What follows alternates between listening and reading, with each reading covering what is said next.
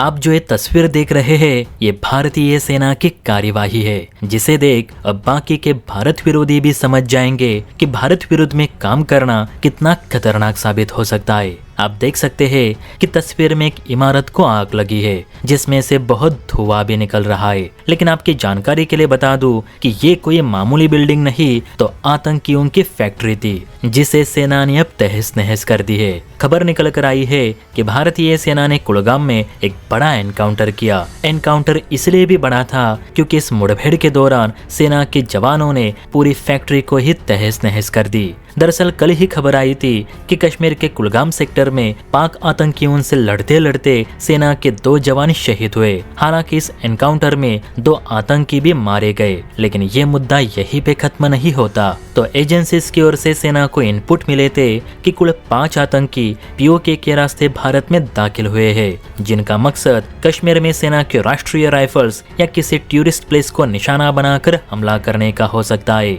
अब इसी सूचना के आधार पर सेना ने कुलगाम के जंगलों में सर्च अभियान शुरू किया, जहां पे मुठभेड़ हुई और हमारे 2 जवान शहीद हुए। अब इन 5 में से 2 जिहादियों को सेना ने तो मार गिराए, लेकिन बाकी बचे 3 जिहादी शहर की ओर भाग गए और किसी के पनाह में छिप गए। जब भी कोई आतंकी जंगल या शहर में जाकर छिप जाते हैं, तब सेना के लिए बड़ी मुसीबत खड़ी हो जाती है, क्योंकि सेना सिविलियंस पे गोली नहीं चला सकती और जंगल के सारे रास्ते तो जवानों को भी पता नहीं रहते। और कश्मीर के लोग भी ऐसे हैं कि इन पाक जिहादियों को छिपाएंगे, लेकिन सेना को जानकारी नहीं देंगे।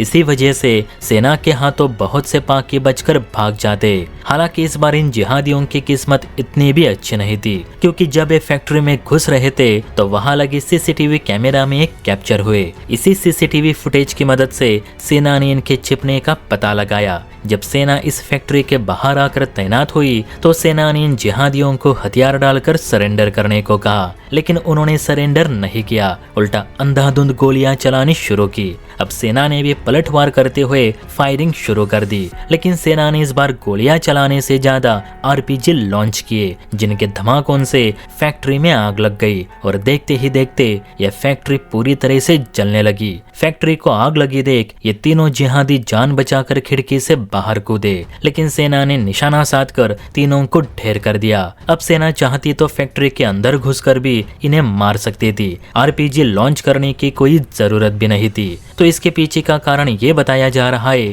कि इस फैक्ट्री का जो मालिक है वो आईएसआईएस के संपर्क में होने के चलते जेल में बंद है। ये फैक्ट्री अवैध हथियारों और ड्रग्स का अड्डा बन चुकी थी। बहुत सी लड़कियों को यहाँ लाकर उन पर जबरदस्ती भी की गई थी।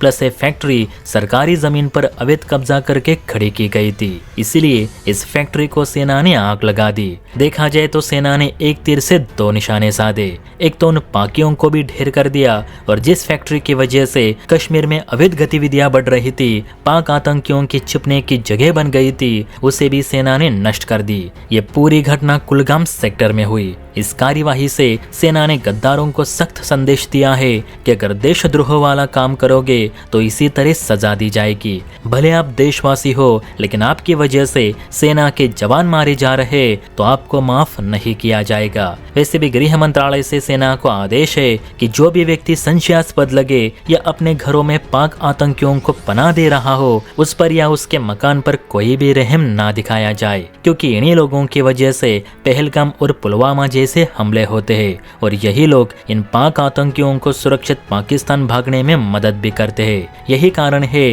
कि आजकल भारतीय सेना इन आतंकियों को भी मार रही है और कश्मीर में मौजूद पाक प्रेमियों पर भी जोरदार कार्यवाही की जा रही है। हो सकता है कि इस फैक्ट्री को तबाह करने के बाद कुछ अलगाववादी पार्टियां बवाल खड़ा करे, सेना को गालियां भी देंगे, क्योंकि ये करना तो उनके डीएनए में है। लेकिन आप बताना, सेना ने उस फैक्ट्री को तहस नहस करके सही किया या गलत, जिसमें हमारी बहनों की इज्जत लूटी गई हो? हर एक कमेंट करके अपनी राय जरूर दे। और हाँ, वीडियो अच्छी लगी हो तो बेल आइकन प्रेस करके चैनल को लाइक एंड सब्सक्राइब जरूर करें। जय हिंद।